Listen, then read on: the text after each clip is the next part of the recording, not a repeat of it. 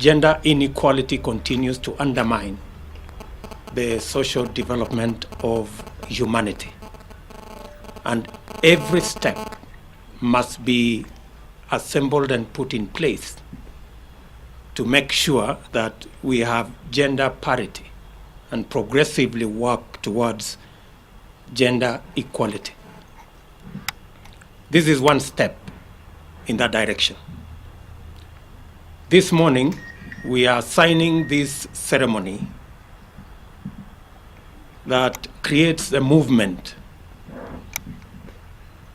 that is called End FGM Beats Initiative, which is going to bring together the Anti-FGM Board, the Ushanga Initiative, UNFPA, the Government of Kenya, in prosecuting the anti-FGM campaign using cultural practices like beading that is going on in communities that participate or that continue the retrogressive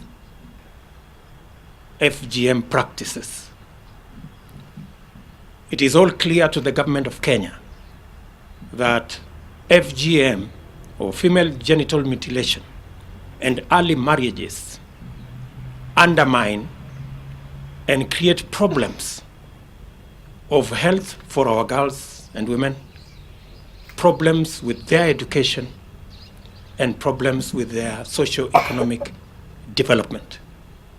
And therefore, we must assemble every arsenal to fight FGM in our country. In Kenya, up to 23% of women continue to undergo FGM, a very retrogressive process. And therefore, 23% of our women is way too many. And that is why the Anti-FGM Board, under the leadership of Madam Pareyo, and the Ushanga Initiative, under the leadership of Madam Gaiseri, have come together with UNFPA to up the game against FGM in Kenya.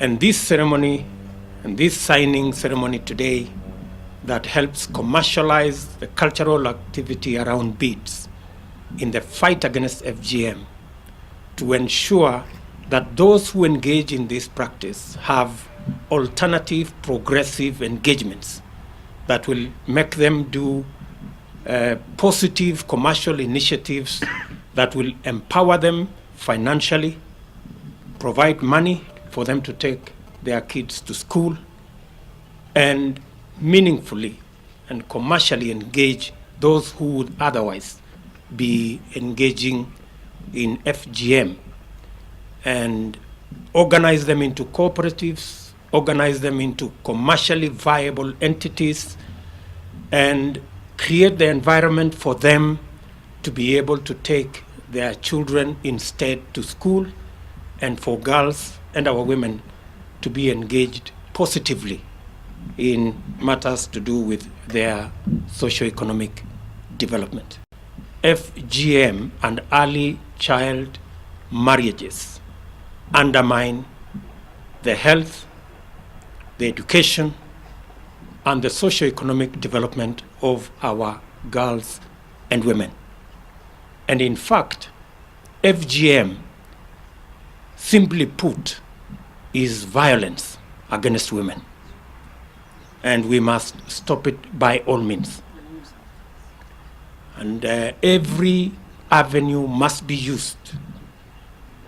And as Government of Kenya, we will explore every opportunity, work with all our partners, work with all the agencies to prosecute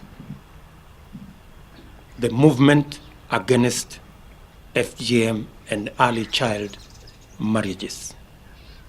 And therefore, this morning, we are flagging off this initiative, and I want to thank UNFPA, EcoBank, and all the partnering government agencies in assembling this team and this initiative, ending FGM using our culture of working with beads with our women across the pastoral communities in Kenya. It is the position of the government of Kenya that we must work progressively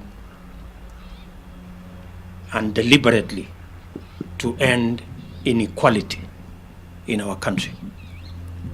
FGM reduces and undermines the esteem of our girls and women, undermines their health and progress, and encourages inequality in our society. And by all means, we must stand shoulder to shoulder to make sure that we deal firmly, decisively with this challenge to our society. And we expect all government agencies, including the provincial administration, including all other government agencies, to support the anti-FGM campaign in our country so that we can free our girls and women from the shackles of these bad cultural retrogressive practices. And I know the potential of girls and women because I have them in my house. And I know the kind of loss this country undergoes when our girls carry other babies, or children are carrying other children because of early child marriages.